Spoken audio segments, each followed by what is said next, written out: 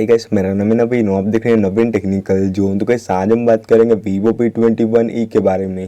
Guys आज को हमारा टॉपिक है how to fix WiFi problem. तो गाइस अगर आपके फ़ोन में आपको वाईफाई से रिलेटेड कोई प्रॉब्लम है, जैसे कि आप अपने फ़ोन में वाईफाई कनेक्टिविटी नहीं कर पा रहे या फिर और भी कुछ वाईफाई से रिलेटेड प्रॉब्लम है, तो गाइस इस तरह की प्रॉब्लम को आज हम फिक्स करेंगे। तो गाइस वीडियो को आखिरी तक देखिए एंड समझिए। एंड अभी तक आपने हमारे चैनल को सब्सक्राइब नहीं किया है तो प्लीज़ सब्सक्राइब कर लीजिएगा।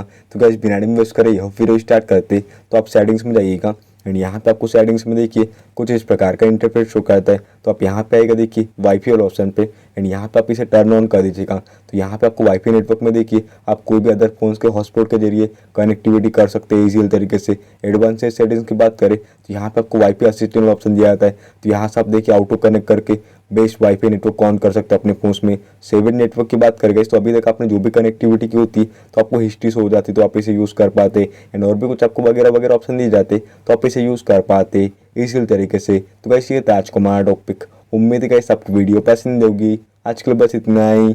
Thank you.